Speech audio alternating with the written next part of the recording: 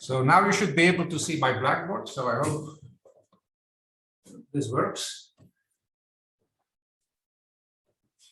And so my lecture is about Post Lie algebras. Yeah. And the things I'm going to talk about is mainly joint work with Dietrich Burde, who is also present today. And actually, if you want to see the papers connected to this work, you should visit his webpage, much better than mine. Yeah, and his publications are numbered, and you can use number 41, 44, and 51 as the main sources for what I'm talking about. Yeah. Some of the things I will be talking about are with other collaborators of Dietrich or myself. For example, Christoph Ender is also present and has also contributed to this field. So let me start by defining what Post Lie algebras are. So I will start with the definition plus, let's say, basic properties. And I warn you, do not be afraid after I have written the definition. Yeah, you don't have to remember the definition by heart. You will see that I will recall the definition each time we need it. So, definition, a Post Lie algebra consists of several things, namely, this is a vector space, say V over some field K, it doesn't matter which field for the moment, plus 2 bilinear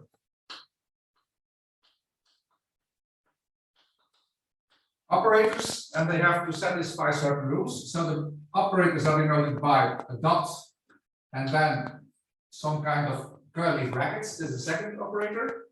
And so the properties that have to be fulfilled is, first of all, V together with the curly brackets. This has to form a Lie algebra.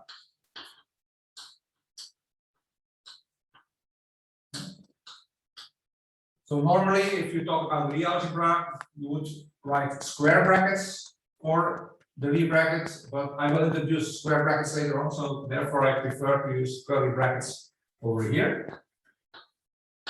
And then we need some rules for the dot in connection with these curly brackets. And what we need is that if you apply xy times z, then we get some expression, and the expression is as follows, and I hope I do not make a mistake. So it's, you have y times x times z with 2 ways to put the brackets, and then you have the same thing with x and y reversed.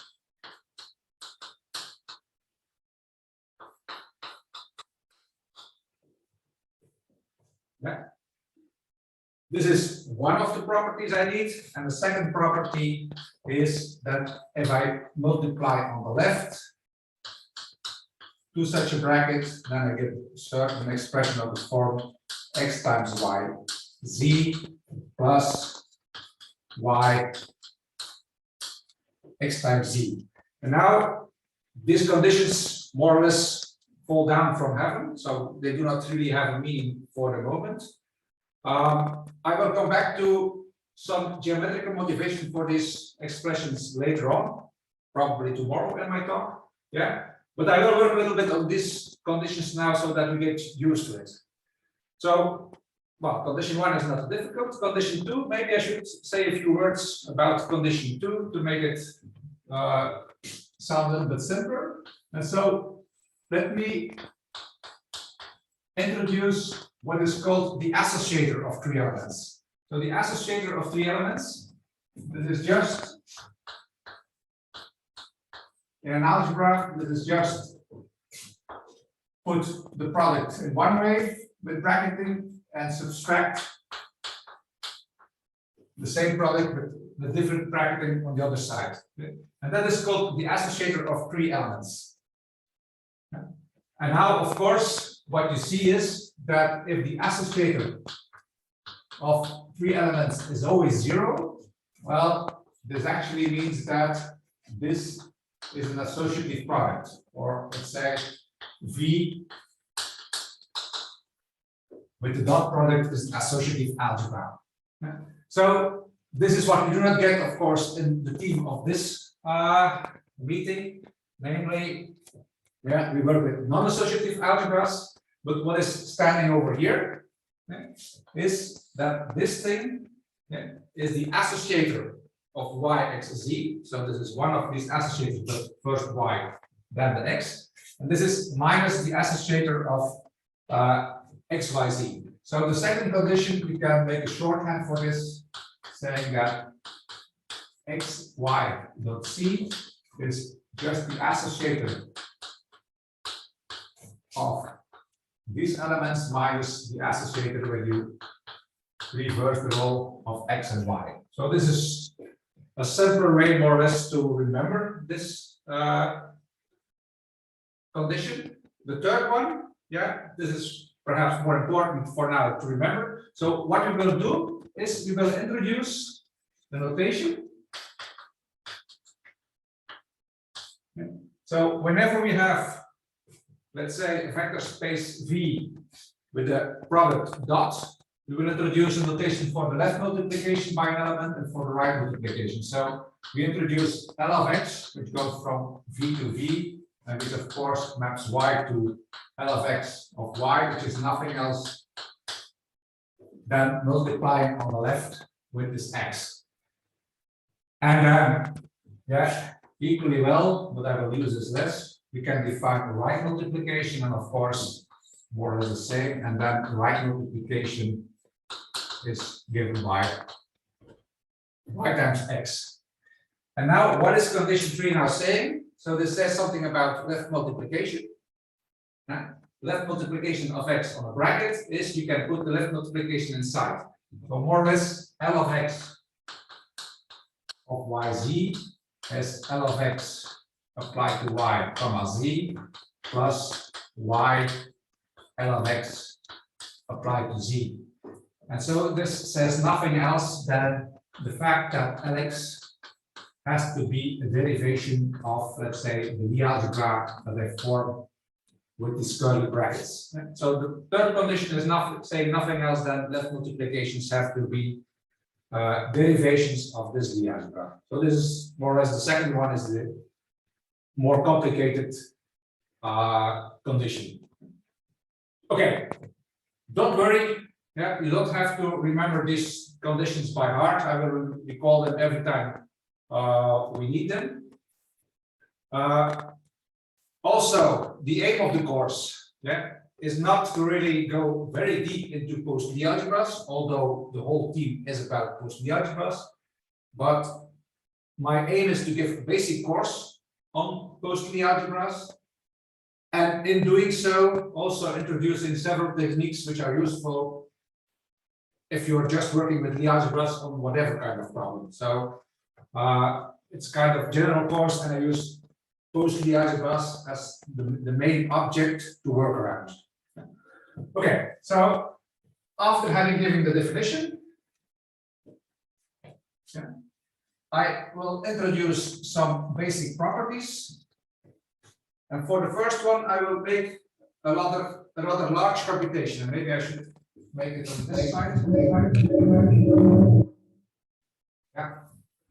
Or maybe I should make it the computation on this blackboard. I will not often make large computations, but I think it's interesting for the moment. So assume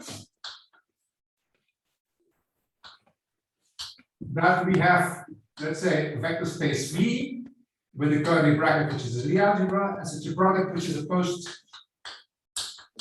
Lie algebra. Then my claim is, if I introduce a second bracket, and now this one I will note with square brackets. If I define the second bracket in the form x times y minus y times x plus the curly bracket. So I make a new bilinear product built upon the two old ones, then I claim this is also a Lie bracket.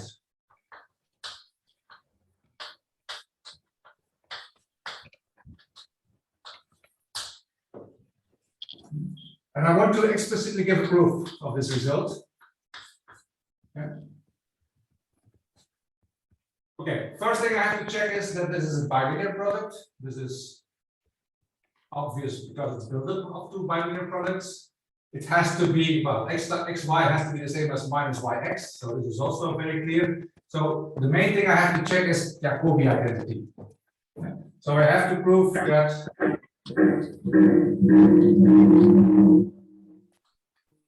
well, maybe let me follow the notes from my preparation and work with this version of the Jacobi identity. Yeah. So I have to prove that if I take this triple Lie bracket and I take the sum of this one plus yzx plus zxy, that this sum is 0. So I am going to prove the Jacobi identity. And so first of all, I'm going to really compute this bracket by the definition. So this is x comma, and then I write y times z minus z times y plus curly bracket yz.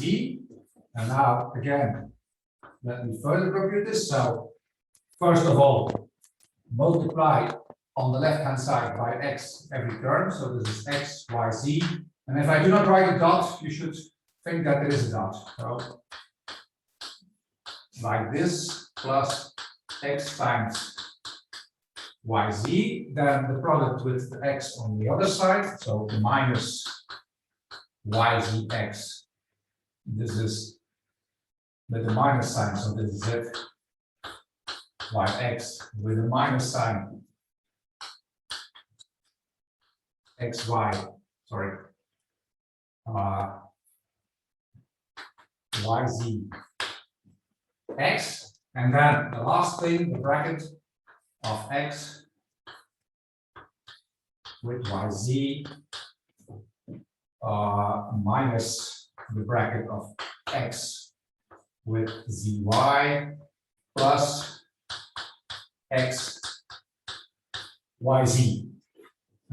Okay, and so this is the complicated computation already for one of these terms, and now I should also do the same computation for the other ones, but of course these are only cyclic permutations of those ones. So, and I will not really work them out completely. I will just show things which happen. So this also consists of, let's say, 9 terms. This one also. And now let me pick out a few terms. For example, look at the last one over here. This is just the bracket, the curly bracket of x, y, and z in a certain order. Here I will find more or less the same, but cyclically permuted. Yeah. And here I will also find the same, but cyclically permuted. And of course, if I make the sum of those 3, they will vanish because, yeah, the Lie algebra, the vector space with the curly bracket is the Lie algebra. So in the sum,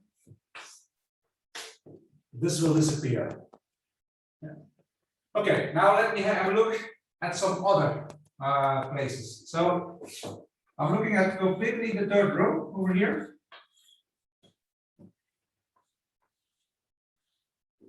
So I have these terms, and now I have to cheat a little bit and look where I have. So I will have to look at this position and to this position. So what term is over here? It's the same as this term, but I have y in front, and then I have z over here and x over there. Just having a look, yes. And here, this is this term, but now it's a minus sign. And then when I see x, I should write z. So it's this term, so I have to write z over here. Where I see z, I should write a y. So if I'm not mistaken, this is the term that I get over there. And now if you have a look to this term, what we see over here is yz dot x. Yeah. And then we have on one hand yzx with one kind of bracketing, and then here yzx with the other kind of bracketing. So this is one of the associators, and this is the other associator. Yeah, and if you have just a good look to the definition again of Post Lie algebra structure, you will see that exactly this is condition 2, and so also these guys add up to 0. Yeah. And then finally, as an exercise, yeah, you can check that if you look at this term together with, and let me, I invite you to make the computation, yeah, that you will see that these guys will vanish, yeah, just because we will require that left multiplication by x should be a derivation of the Lie algebra. And if you continue like this, you will see that everything cancels out using the 3 properties of a Post Lie algebra. So I need that the curly brackets are satisfying Jacobi. We have the second condition with the associators, and then we have the third condition with the left multiplication. So also the other terms will vanish if you go to the full computation, and you will see that everything really vanishes. And so indeed, we do have an associated second Lie bracket in the game. Okay, and maybe we can now use the second Lie algebra to rewrite a little bit the conditions of our Post Lie algebra structure. So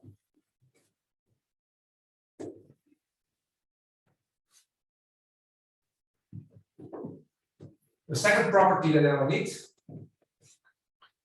is the following. Okay. So suppose that V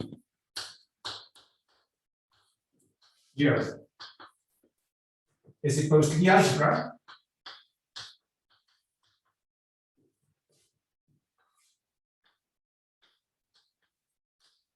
Let's say with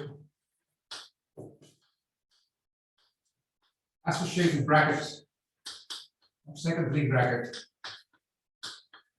curly brackets, no, square brackets, those ones. Then if you look at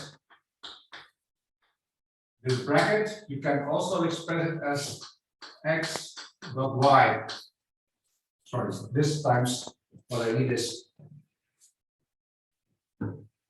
this times z will be the same as x dot y dot c minus y dot x dot c. Yeah. So very easy condition, yeah, on these square brackets. And the proof is just working out the definition. So let me give the proof.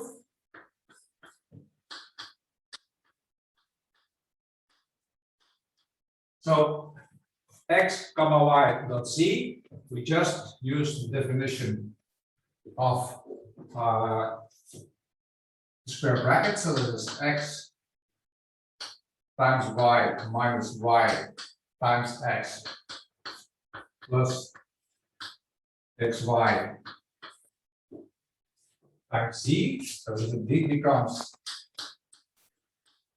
xyz minus yx z plus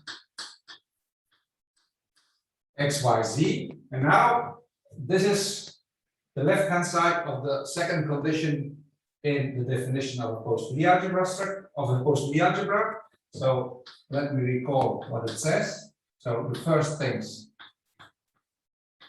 I leave them like they are. And then this guy was the associator of yxz. So this starts with yxz minus yxz minus the associator of x in front. So xyz plus xyz. And now, if I'm lucky, I did not make a mistake, everything should be okay. So this guy vanishes with this guy, and this guy with this one. And so finally, I get the claim that this is just xyz minus yxz. And so this is an extra condition that we get. Combining something with the square brackets and the dot product. Okay, and now what are we going to do? Yeah, well, first of all, let us have a closer look to this condition. What does it say?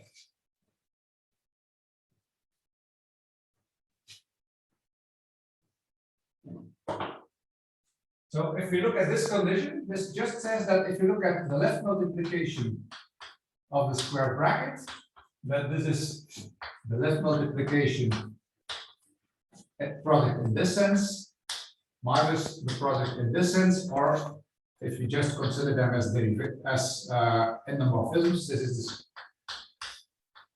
is the Lie bracket of left multiplication seen as linear transformations. Okay? Or in other words, so this means that the map L, which is going from V to, let's say, the endomorphisms of V, sending x to left multiplication by x, that this is a Lie algebra morphism.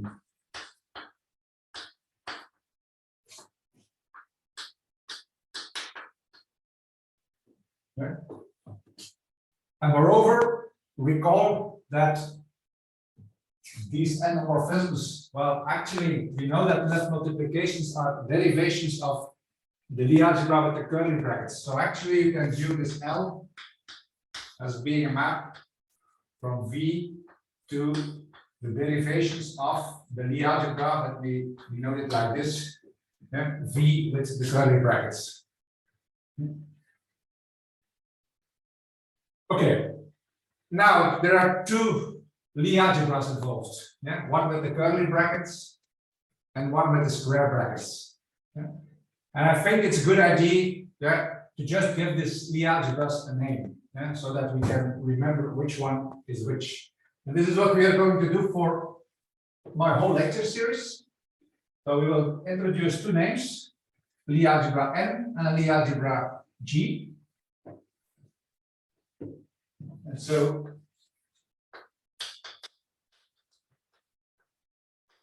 the notation that I use is, I will use, let's say, the kind of N or N with curly brackets, to denote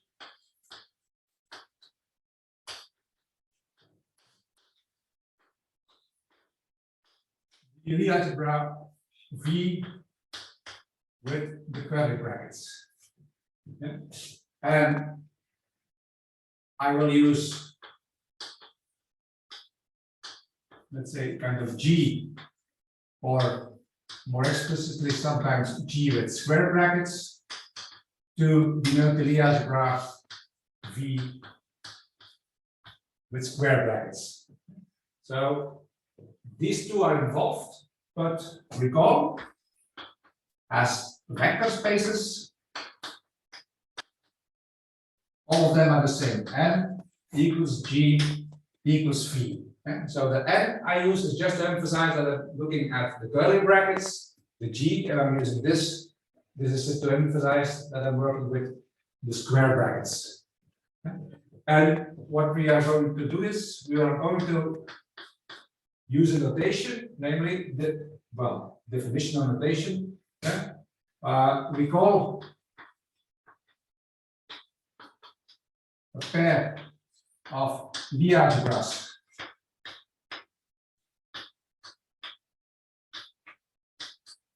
Gn, so as above, with the same, well, we call such a thing, we call this a pair of Lie algebras, let's say. Yeah. So if I write a pair of Lie algebras Gn, then I always mean that as vector spaces they are the same. Yeah. So when I talk about a pair of Lie algebras, I mean two Lie algebras on the same vector space. So one time the square bracket and this time the curly bracket. And I will always use square brackets for G and curly brackets for N. Okay, having introduced a little bit this notation, yeah, I can slightly shift my focus a little bit to make it easier to remember the definition of post Lie algebras. Namely, instead of talking about a post Lie algebra, I'm going to talk about a post Lie algebra structure from a pair of Lie algebras. So, definition: the Gn be a pair of Lie algebras with underlying vector space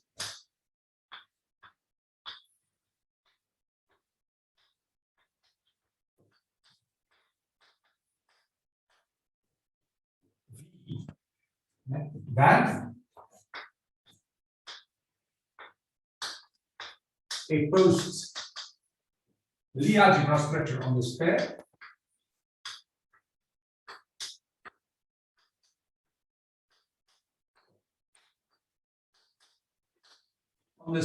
Gn is nothing else than a bilinear product. So this is a bilinear product dot on V. So that three conditions are satisfied. Namely, the first condition is just more or less the definition of the bracket of x and y. So this, well, let's say minus this one has to be x dot y minus y dot x. So the definition was this one is this minus this plus this, so I just put it on the other side. So this is the first condition that I ask. The second condition is the property that I just erased, namely these guys, left multiplication is a morphism of Lie algebras. So this is x, y, z minus y x z. And the third condition is this derivation condition on the other bracket. So x, y, z is x dot y, v plus y x dot z. So this guy is the same as we had before, and these two guys are newly introduced, but are perhaps easier to understand or to remember. Okay, and now why introducing this new, more or less, concept instead of just a post Lie algebra? Well, of course, this is actually the same as a post Lie algebra structure. In the following sense, if you have a post Lie algebra structure, so a vector space V and a curly bracket, and just a dot product, which is a post Lie algebra. Then with this you associate a second bracket, so a G and an N. We get a pair of Lie algebras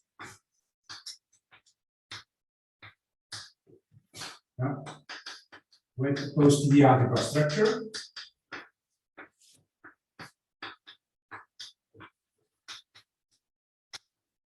And vice versa, if you have a pair of Lie algebras with a post Lie algebra structure, then you get the vector space V, the underlying space, you have the curly bracket, you have the dot product. This will be a Post Lie algebra, and the associated second product, second Lie bracket, will be the Lie bracket of this one.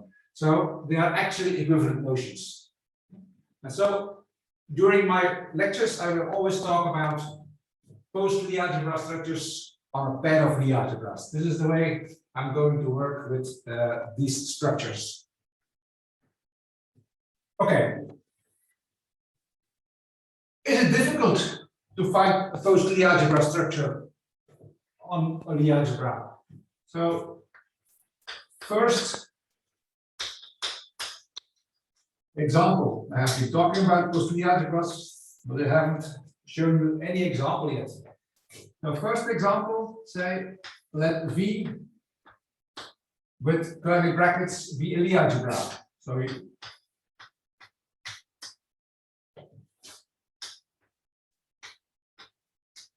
yeah, so actually, so we have a Lie algebra N.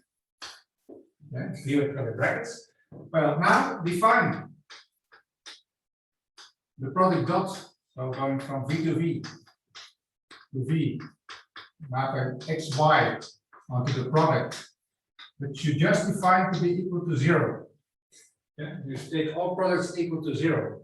Well, then this is a Post Lie algebra.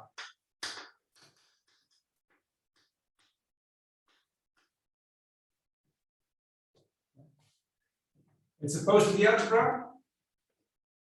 Yeah.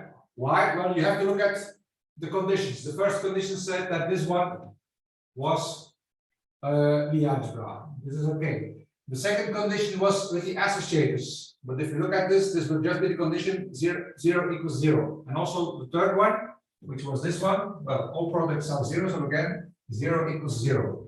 So this is automatically a Post Lie algebra. So for any the algebra you take, you can find a product structure on it, rather trivial one, which gives you a Post Lie algebra. And note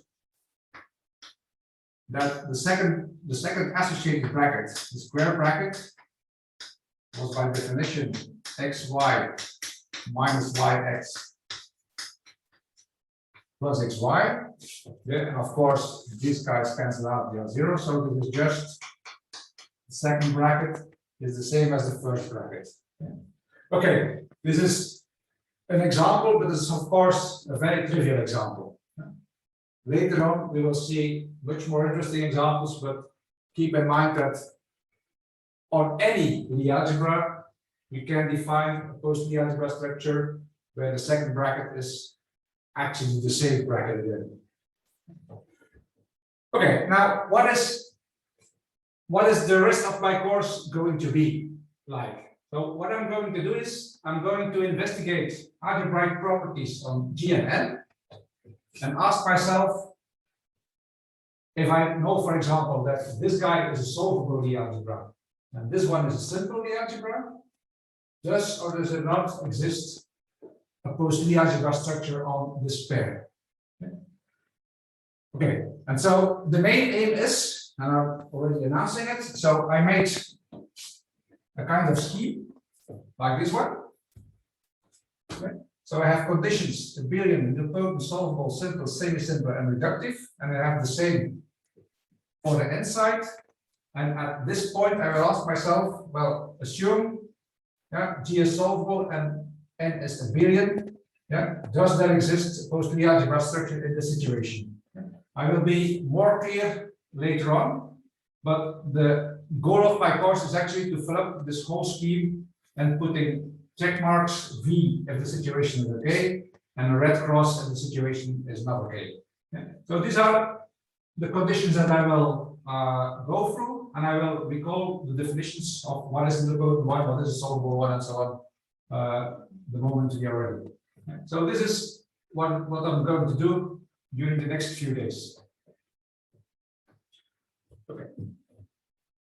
But what I can already do is start with two special situations. And two special situations are when this guy is abelian or when this guy is abelian.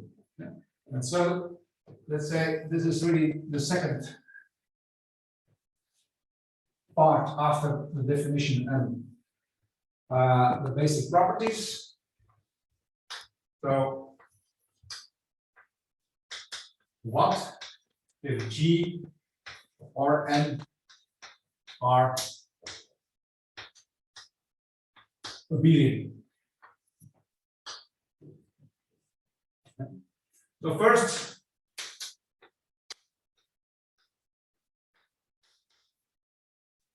suppose that I think, yeah, suppose that N is abelian.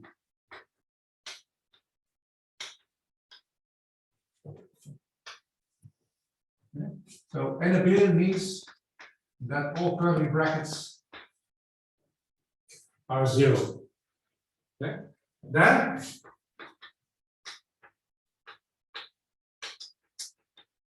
the conditions for post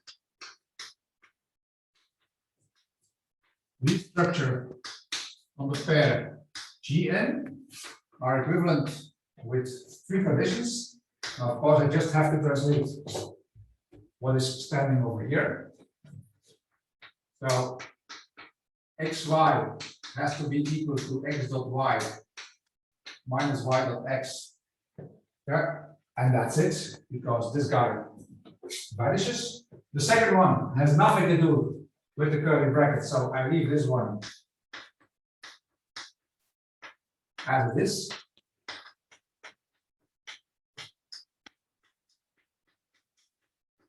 And the third one, well, this is 0, this is 0, this is 0. So this condition now says just that 0 equals 0. I don't have to look at this condition anymore.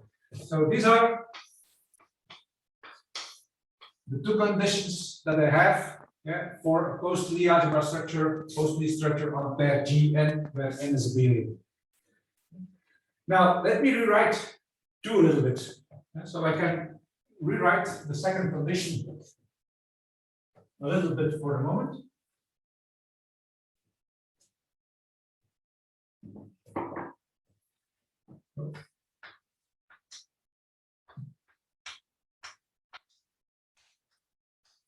We do this using also condition 1.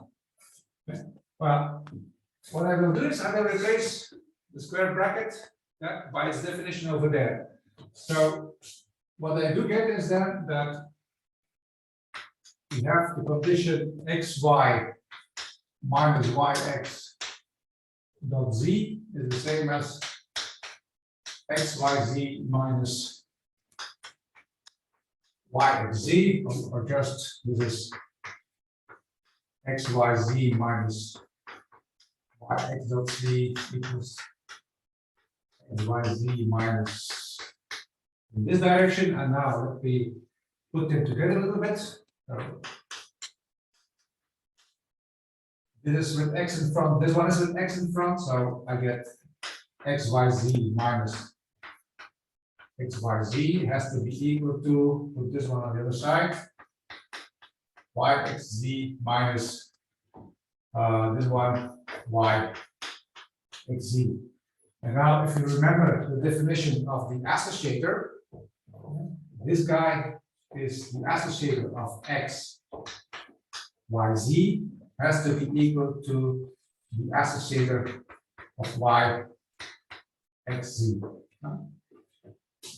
Okay, and now this condition, yeah, which is the same, let me call it 2 prime. And of course, I used 1 to rewrite 2, but these 2 conditions are actually equivalent with 1 and 2 prime. So I can choose what different conditions I like to mention. So the first one I leave and I put for the second one this one.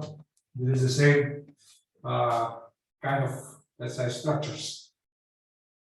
Okay, so what we see over here is, again, the associator of x, y, z has to be equal to the associator of y, x, z. Well, algebras, just algebras with dot product satisfying this one condition. So if you have just a vector space and a dot product satisfying this condition, this is what is called a left-symmetric algebra.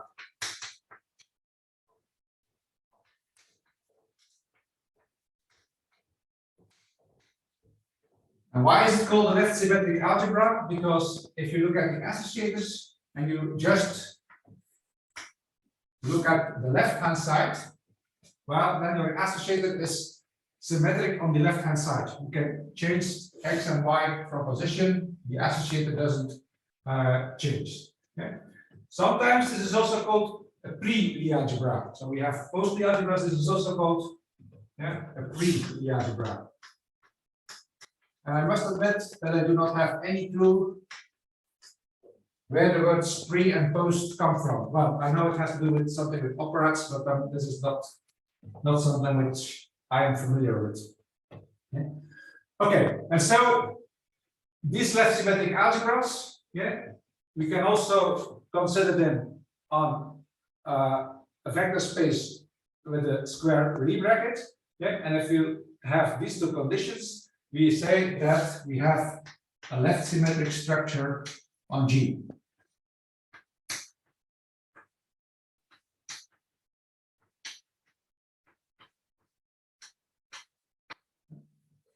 Okay, this doesn't say much for the moment. I will come back to these left symmetric structures later on, but at least we see that in the case that n is abelian, the conditions do simplify a little bit, and we get just two conditions, and these conditions are the conditions for having a left symmetric structure. Then, secondly, look at the other way around. Suppose that G is abelian. Before I'm going to check what is possible and what is not possible, let me check the conditions in case n is abelian. Sorry, if G is abelian.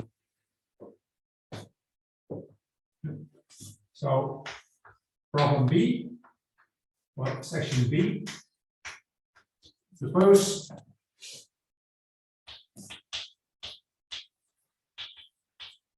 G is abelian. Then the conditions are as follows. So, square bracket of xy, which vanishes, minus the curly bracket of xy should be equal to x dot y minus y dot x. The second condition said that the square bracket of xy times z is something, so it starts with 0, and it had to be equal to xyz minus yxz. This is the second condition. There was something with a square bracket over here, but this vanishes. And then the third condition is saying that xy times z has to be equal to x times y z plus y x times z. Okay. Second condition. This just says that this thing is the same as this thing, or it says that if you first multiply with y and then with x on the left, this is the same as first multiplying with x and then with y.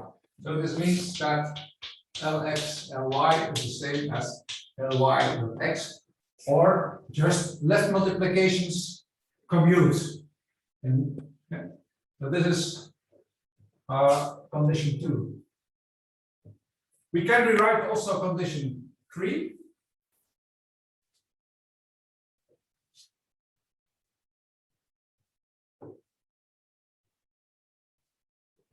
So condition 3 is of this form, but I will rewrite it using 1.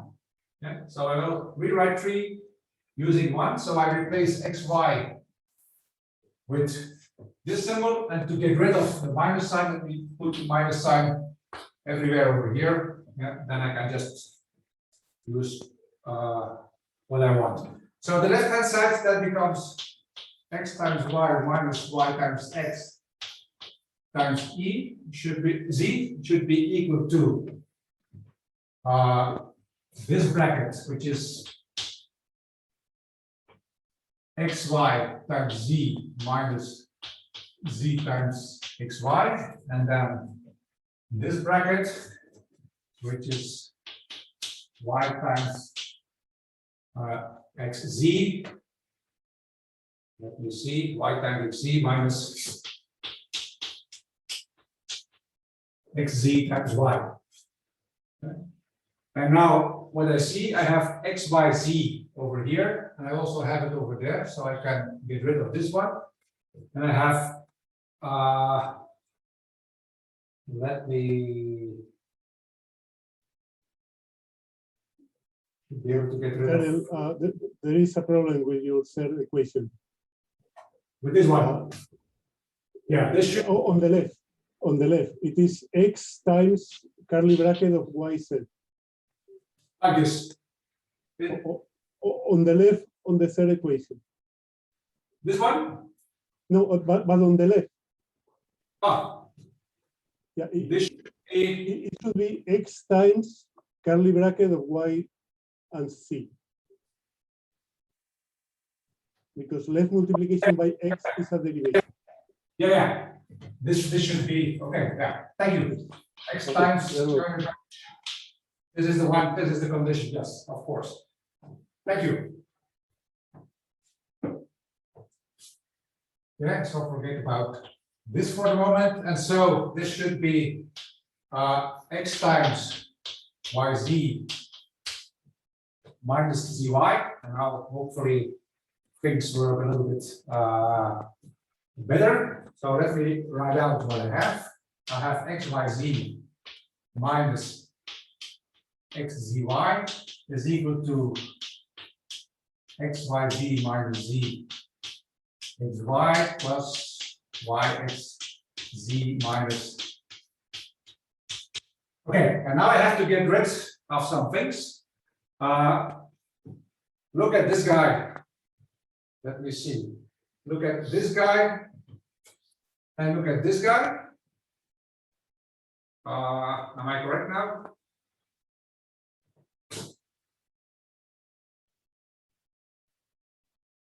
Let me see. Wait.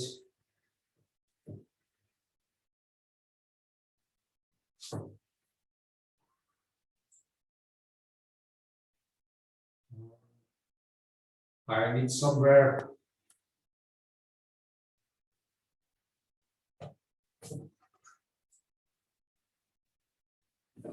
Seems like I made some kind of sign error or not? No. I have to be able to cancel now two terms using this.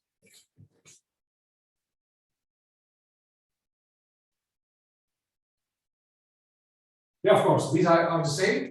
So left multiplications do commute. So x times y is the same as y times x. So by this property or this property, I can cancel these ones. The same over here. X times z on the left, x times z and the other order doesn't matter. And so what is left over is that xy times z is the same as xz times y. And so what I do get now is that multiplying on the right commutes. So this holds for every y and z. And so we see that ry, rz is the same as rz, ry. And so also right multiplications commute. And so as a conclusion, if I just replace the properties I have over here, I can erase this one.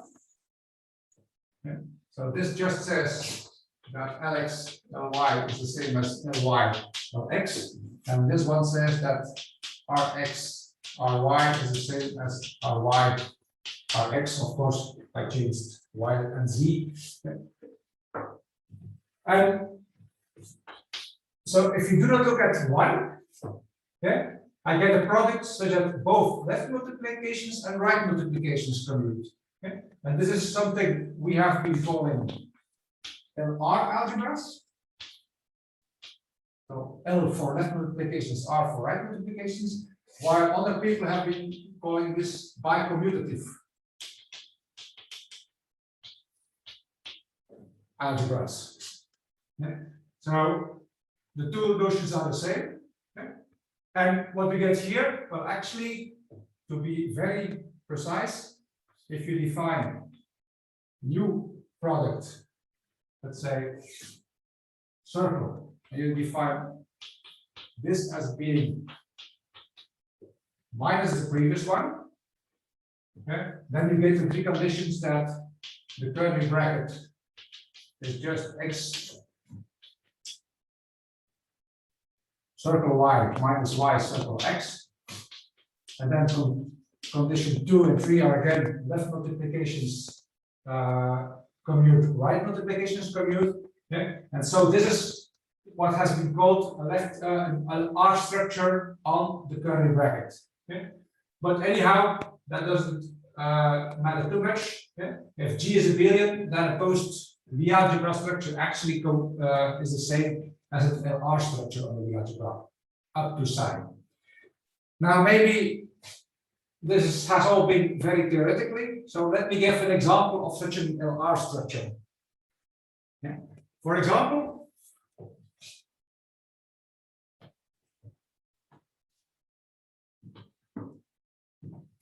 okay. So G is abelian, I suppose N is what we call two-step nilpotent.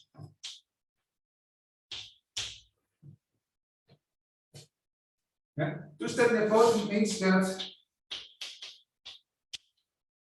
if you take the Lie bracket and again the Lie bracket, that all of these guys are 0. Now define the dot on N by saying x dot y is half. Well, okay, maybe to be consistent, I should use curly brackets. So take 1/2 of the Lie bracket, okay, with a minus sign. Okay, so minus 1/2 of xy. Okay. Then you can easily check number 1. Okay, over here, if you look at minus xy, this is of course x dot y minus y dot x, because this is minus 1/2 this one plus 1/2 in the other way around. So this is true. Well, yes, indeed, because this is minus 1/2 of xy minus 1/2 yx plus, yeah, and if I interchange them again, you get the minus sign and you get the same thing. Number 2 and 3 are automatically satisfied, because if you take a triple product, yeah, this is plus 1/4 of x y z, which is 0 because we are working with a two-step nilpotent Lie algebra. Okay? And the same holds, yeah, in what order we take the products, also x y z will be 0, and so both condition 2 and 3 are then automatically satisfied. And so what we show in this example is that any two-step nilpotent Lie algebra admits such an LR structure. Yeah, and so, for example, in my scheme, but I will come back to this later. Yeah, we will indicate that this gets a positive characteristic.